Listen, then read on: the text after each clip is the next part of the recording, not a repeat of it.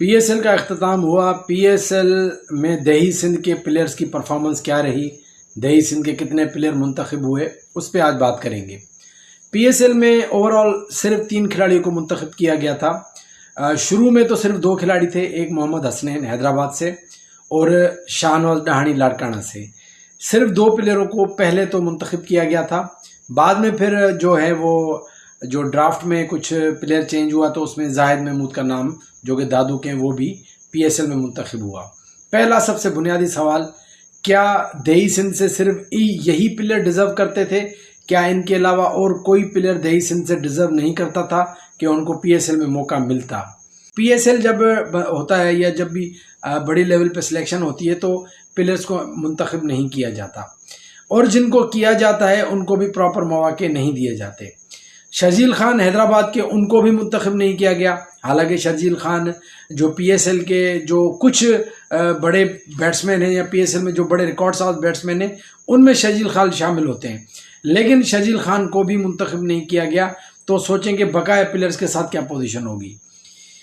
कराची का ख्वाजा नाफे, अगर आप डोमेस्टिक की परफॉर्मेंस उठाएं तो आपको पता चलेगा कि मतलब डोमेस्टिक में उनकी कितनी बड़ी परफॉर्मेंस है। अगर आप उनकी परफॉर्मेंस किसी और प्लेयर से कंपेयर करें, जैसे सुलेमान भमरो है उमरकोट के, मीपू खास के, अगर उनसे करें तो आप खुद देखेंगे कि यार सुलेमान की परफॉर्मेंस कितनी बड़ी है और उसके सामने ख्वाजा नाफी परफॉर्मेंस कुछ भी नहीं है। लेकिन उसके बावजूद भी सुलेमान को सिलेक्ट करना तो दूर की बात, सुलेमान का नाम दूर दूर तक भी ना किसी ने सोचा होगा ना किसी ने लिया होगा। आसिफ महमूद हैदराबाद के दूसरा साल है, माइग्रेट करके अमेरिका चले गए। उनका यही कहना था कि उनको मौके नहीं दिए गए और उनको लगता भी नहीं कि इन फ्यूचर उनको मुंतखब किया जाएगा, तो उन्होंने यही बेहतर समझा कि यहाँ से माइग्रेट करके चला जाए। किसी भी कैटेगरी में किसी भी प्लेयर को मुंतखब नहीं किया गया। जिनको मुंतखब किया गया उनको भी प्रॉपर मौका नहीं दिया गया।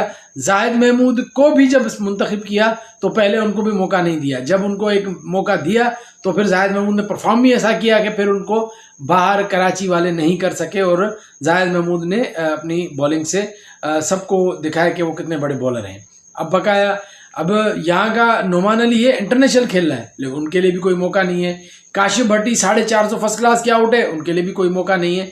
तो ये करंट पोजीशन है कि पीएसएल में दही सिंध के लिए क्या है। अगर हम देखते हैं यहाँ के प्लेयर देखते हैं तो सिवाय मतलब कि इसी चीज़ के कि हम दूसरों को सपोर्ट करें, हम टीवी पे बैठ के सिर्फ तालियां बजाएं, इसके अलावा यहाँ के प्लेयर्स के लिए कुछ भी नहीं है। बड़े अफसोस की बात।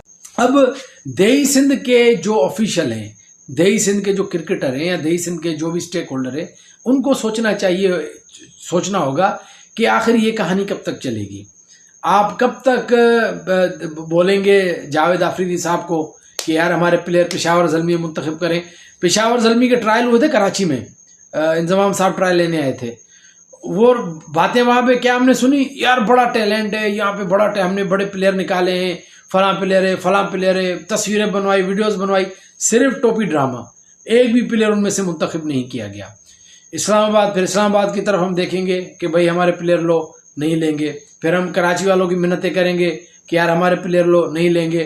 फिर वो कोयटा वालों को आपको पता है वो उमर जो है साहब जो हैं एसोसिएट्स वाले, उनके अपने पास ही इतने प्लेयर हैं कि उनकी अपनी नहीं पूरत नहीं होती, तो वो यहाँ से क्या प्लेयर लेंगे।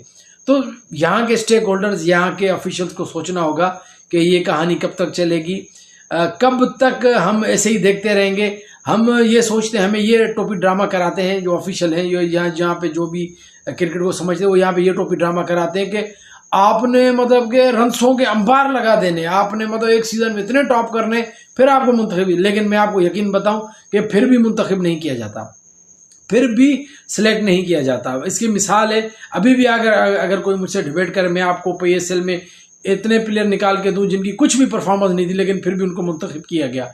उनकी जगह जो बड़े बड़े परफॉर्मर थे, जितना उनको मौका मिला उन्होंने टॉप किया। जो प्लेयर थे जैसे जवाद भट्टी लेग स्पिनर था, उसने जो भी खेली सीनियर डिस्ट्रिक्ट में टॉप किया, हनीमून ट्रॉफी वनडे में टॉप किया, जो भी वो खेला हर उसमें टॉप किया, लेकिन उसको मुंतखब नहीं किया गया। तो इस तरह से यहाँ के टैलेंट की मालिकी कोई भी नहीं करता।